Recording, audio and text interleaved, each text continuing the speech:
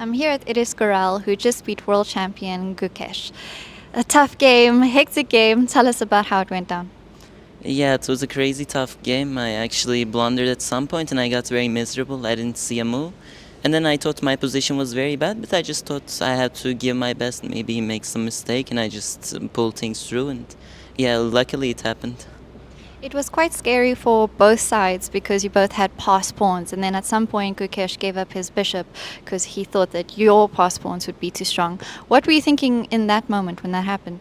Well, in that moment I was quite optimistic. I thought I had great chances. And I thought his only chance was to give the bishop. And then he has 4 passers, I have 2 passes and a bishop. But some crazy complex position, I don't think anybody understands what's going on. But yeah, okay, it's worked out well for me, so I'm pretty happy. And mentally, how is it going into this game knowing you're playing against the world champion, but who isn't doing so well in this event? I was pretty happy to see the pairings because I always want to, like, it's great to play world champion. I mean, whether if I lose or not. Yeah, he's not doing so well this tournament, but I believe he can just pull things through, bounce back and so on. I mean, he's a very great player and the world champion. And Ediz, tell us about your goals in this event, but also in chess in general. We've been following you for a while, seeing you grow up in chess. Tell us about that. Well, my goals are my first goal is to be a 27 plus player, which I'm trying to do. My last tournament didn't go well. I was like 2650 and I dropped around 20 rating. So when I came to this tournament, I wanted to win some rating, but okay, we're in the middle of the tournament almost, so it's too early to say anything. So you think it's too early at this point, not that it's the middle, it's Yeah. getting tougher. I mean, there's still 4 more rounds, so nobody knows what will happen. And how would you assess your performance in the first half in general in this event? Well, for the first, I'd say 4 games, I didn't play so great. I missed chances. I was blundering some one move tactics and so on. But I'm pretty happy with the other half so far. I don't know if I can keep it up, but I'll try. Well, thank you so much, Ediz. It's a great start to the second half, and good luck for the rest. And thanks a lot. The young Turkish talent is here. Ediz Gürel. Hello, Ediz. Hello. Ediz, we are just following your games because there is a 15-minute delay. But the fact that you Yeah. are here means that you managed to beat the world champion Gukesh.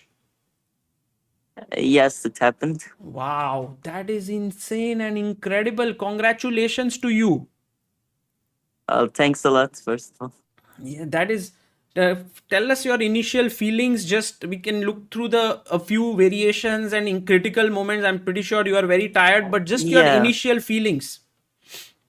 Yeah, I felt quite bad during this middle game because I just thought I had some bad position.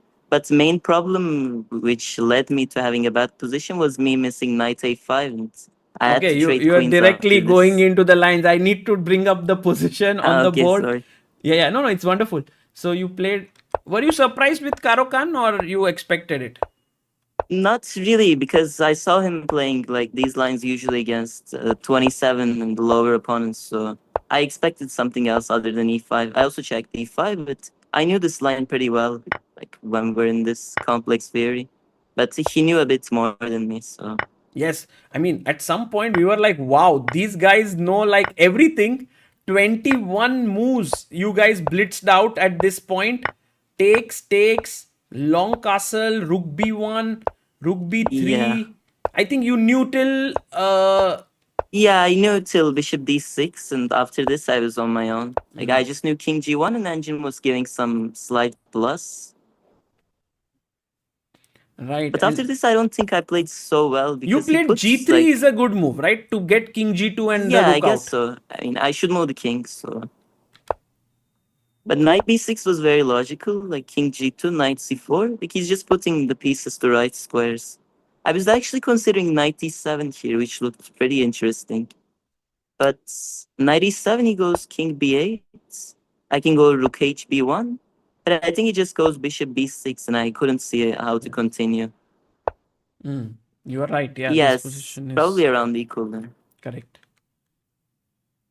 So here you went Yeah, rook so I played b1. rook b1. Yeah, he went b6. I thought maybe b5 was also an option, but he chose b6. Also logical. Yeah, I played h3. I didn't want to give the pawn. I mean, it was hanging and it was pretty annoying me. Right. Rook e8, and now Okay, you this was found a very very, logical. very nice maneuver of your bishop. Was it easy Yeah, to find the this? main point of this opening is to get the pawn on h5, I think, because it's very loose and queen is out of the game a little bit. So I thought bishop h6 was pretty smart, but what I did next move was not smart. Yes, you played this move, queen d1. Did you miss knight a5 or? Yes, I completely forgot about knight a5. I looked at many options and suddenly there's knight a5 and trading queens. I'm down just a pawn and now I have to suffer. Right. And so right now, the engine was saying some rook c3 stuff, but I don't even know if it's easy to understand Wow. like this move. Yeah. Okay, I'm not sure. Like, I was checking a little bit, but I didn't understand the point. I guess we're threatening rook b4 and then we want to take the knight, but Yes. Yes, something like that. yeah, Because logical. it's interesting that you could have done this, and if rook e8, you have knight g7, as you said, h5 pawn is loose. So, Yeah. but you went queen d1, knight a5, and at this point, it's quite easy to kind of get very upset with yourself, right? Because you are a pawn down, and Yeah, I you did get very upset, but okay, I went to bathroom and I tried to calm myself down. I just wanted to keep on fighting. wow, that's incredible. Rook h7, then you got bishop to g7, and at this point, Yeah, I wanted to create some counterplay with bishop f8. No, I have to bring my pieces in, otherwise, like he just has too many pawns in the queen side. So I was expecting rook f7. I was a bit surprised with knight c4. Like, rook f7, I thought I would not get the pawn back. Knight c4 after knight g7, I felt like maybe I'm already having some chance. because your rook is coming here and you're going after this pawn, right? Yes, also f6 is hanging. You know, it's starting to become pretty complex now. Yeah, rook e2, I have to play king f1 because I think his idea was if I take rook f6, he has knight e3. Yes. And after king f3, he takes rook f2. Oof. Yeah, and king Beautiful. f2, he doesn't even take knight d1. I think he just goes knight g4 and takes the other rook. That's great calculation. Amazing. So he has to, Yeah, you so I went had to back. play king f1. I think whenever you went king f1, it was a good move in the position. Like now, then later. Nice move. I'm not sure about the other one, but hopefully. Rook Yeah, rook d2 e1. actually gave me hopes. I was expecting rook e1, rook e4, sorry. Because if I take rook f6, there's bishop g3, so I don't think I can take it. Wow. But I thought I'd play something like rook d3 instead of rook f6, and yeah, game goes on. True. Yeah, it looks like I'm just a bit worse. So when he went rook d2, you got your now two rooks Yeah, I got active. the open files, so now many pieces are looking at his king. Looked a bit scary from his side. Yeah, but he still played pretty well, I mean, during this point. Yeah, knight d2, king g2. He played knight e4. Knight h5. Yeah, knight h5. I was expecting rook d2, but I was not so surprised with c4. He needs to push the pawn sooner or later, so... And knight f6, the trick is if he goes rook f7, there's just some knight d5, so he has to take. Nice Now I one. felt like, yeah, I started having some chances after we traded knights. This was the final move before the time control, 40th move. Yeah, and that's where the blunder came, I think. Did you feel it that rook d3 is a blunder?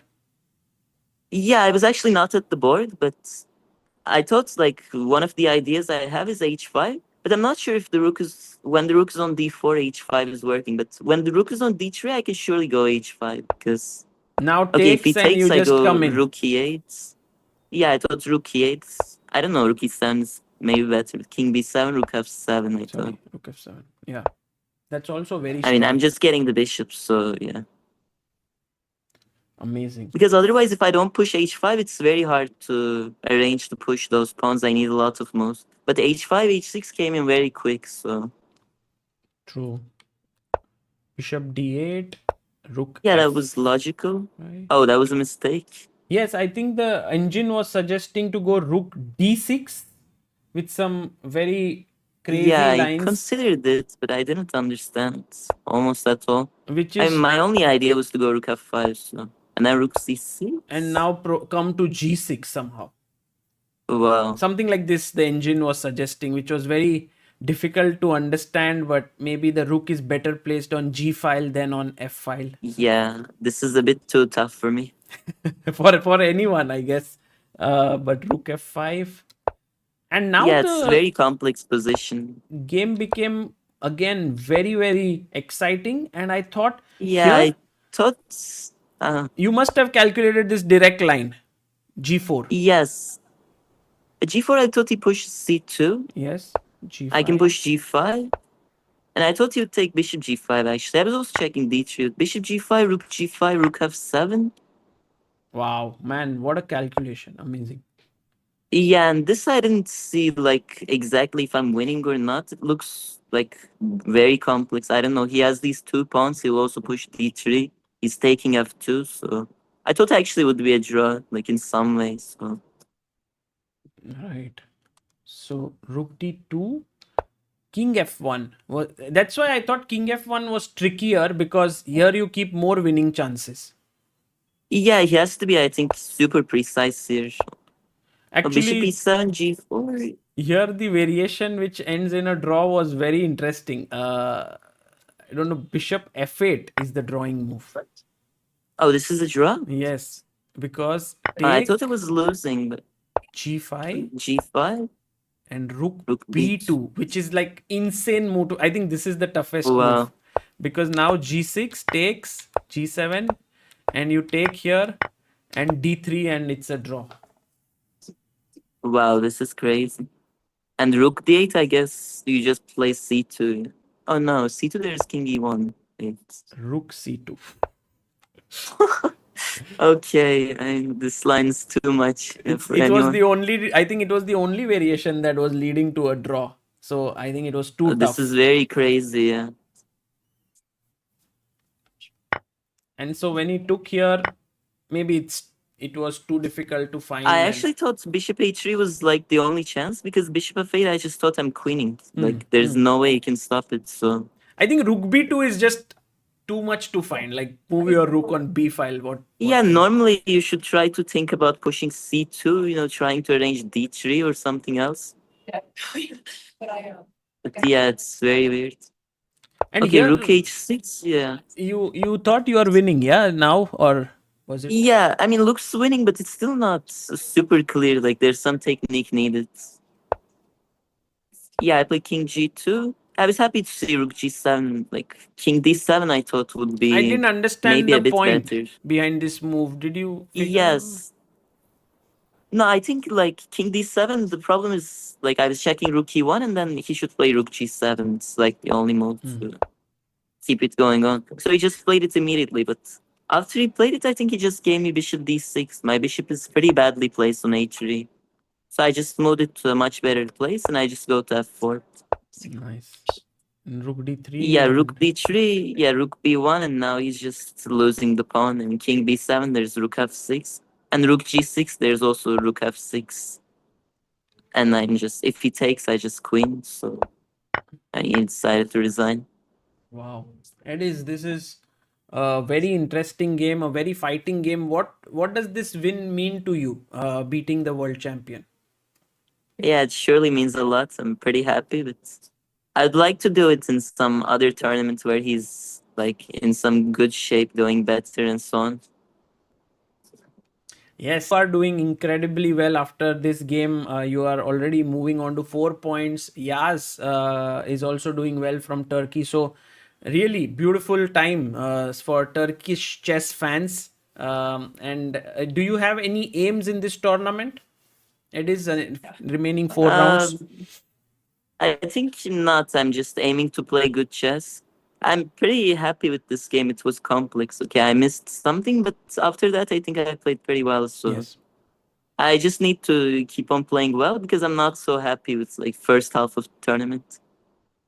Well, we will be looking forward to your games. Thank you so much for joining us. Thanks a lot. And showing us these amazing variations, and congrats once again. And thank you. Bye.